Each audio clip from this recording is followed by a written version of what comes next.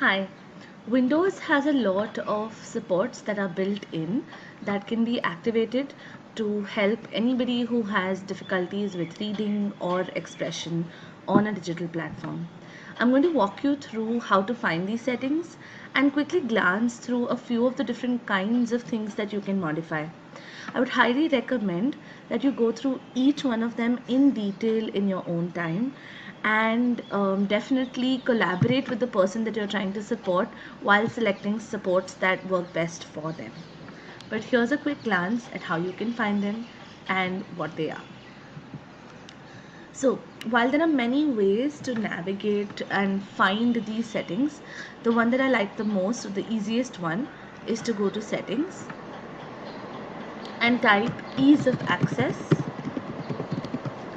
and you'll notice that you get multiple kinds of ease of access settings. You can click on any one and then you will have the entire list on your left. You'll notice there are settings for vision and for hearing. When you're looking at reading supports, this is a great place to start. There are also settings for interaction. When you're looking at writing or expression supports, this is a great place to start. So let's go through each one at a time. We're right now on display. Under display, you can adjust your font size. You can adjust it with a preset size or by toggling the cursor here and selecting the size that works best for you.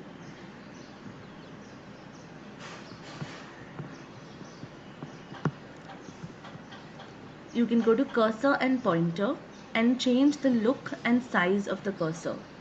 So make it larger or change the way that it functions, so when it overlaps with something it changes color, or give it a completely unique color of its own.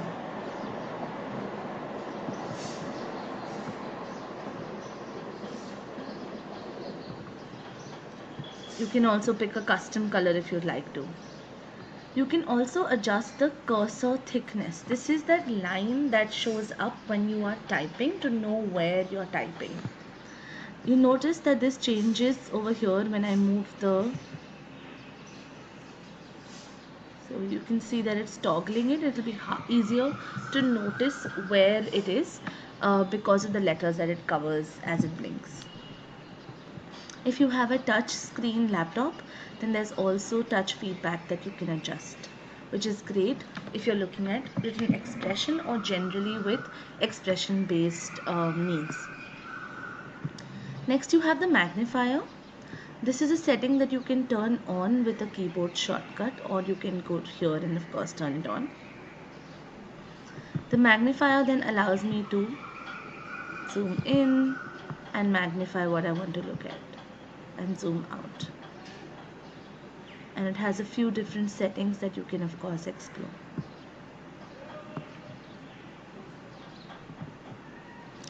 You also have color filters. So one of the basic options that you may have already explored is just to be able to toggle around with light and dark mode on your laptops and also change the accent colors. So for example, my accent color is blue, which is why you see a lot of my icons are blue in color. However, you can also turn on the other kinds of color filters that can help with focus. Right now you see grayscale has been turned on, or that can help with color blindness. You also have high contrast settings, which in case you are finding it difficult to figure out which colors work best, these are some preset high contrast combinations that support visual location and reading.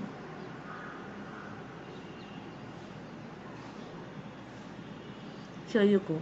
I've turned on high contrast and currently I've set it to high contrast white. You can of course adjust these colors if you'd like to change them to something else. This is just a recommended theme. You can also change it to say high contrast black, so I have a dark theme across and I have colors that stand out well on black. And then there are a few other combinations that you can try. Again, all of these are editable, so if there's a specific color that doesn't work well, you can always just click on that particular color and change it to a different color that works better for the person that you're doing this for.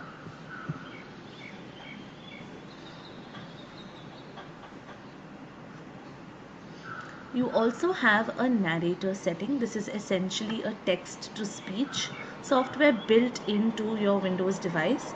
Once you turn it on, it'll help you navigate through the basic settings and how to use it, and also tell you all of the different ways in which you can customize it.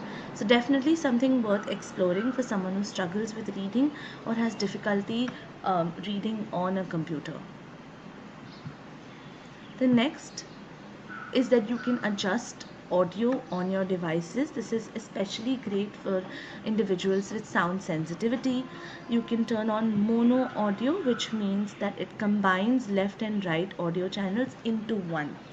Most audio that you encounter will have a different left and a different right thing. That's the effect that you get when you're watching a movie and you can hear someone running across the room because the sound is first strong on one side and then it gets louder on the other. You can change that to make it easier for someone to understand what they're hearing. You also have default closed caption options. And again, you can adjust what that font looks like when it closed captions something that you're listening to or watching, and then the color and transparency as well. Let's move now to interaction. The first thing under that is speech. Speech is essentially speech to text option, so you can talk instead of typing, and again it tells you the shortcuts that you can use to do that. You can also use Cortana, which is a built-in system on your Windows, which allows you to search for things within Windows using speech. And then of course you can dictate text and control your device using only your voice. So you can build in speech recognition such that only your voice will be able to modify anything on the keyboard, which is great because if you're working and you talk to somebody and somebody says something, it will start modifying what's happening on your computer. So that's a great one to enable as well. You have additional keyboard settings. This is of course for when you don't want a physical keyboard.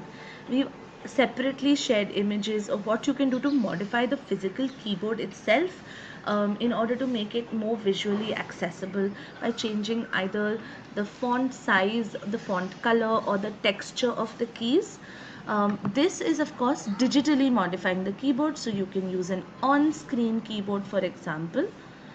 You can also use sticky keys, and this is something we use quite often for students that struggle with pressure and navigating their fine motor skills. This allows you to use, take your time to press the next key, especially say when they're doing engaging in capitalization or any of your symbols on the number keys for which you need to press shift and then the number key. These are all settings that enable you to do that with more ease and give you a little bit more time. You can also use toggle keys. This is a sound that it will give you to indicate that a certain setting is turned on. So for example, once I turn it on, when I turn my caps lock on, it gives me one sound, and another when I turn it off. So for my kids, they know exactly when caps lock is on or off, and they don't have to rely on the visual cue of the light on the key.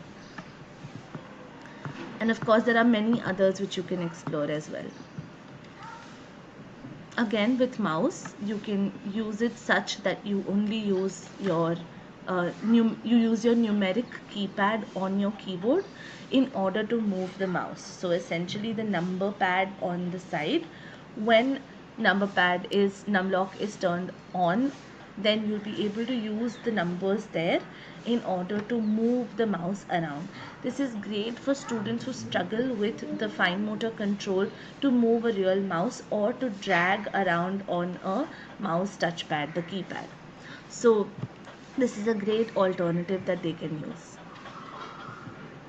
And lastly, this is of course a much newer feature, which is to allow you to use eye control technology or eye tracking technology to control the mouse. This depends on the person having that external technology, but if they do, Windows is compatible with it and can be used along with it. I know this was a long video. I hope this was helpful, and I hope that you explore these settings on your own and find what suits your students, relatives, whoever you're helping with these settings the best.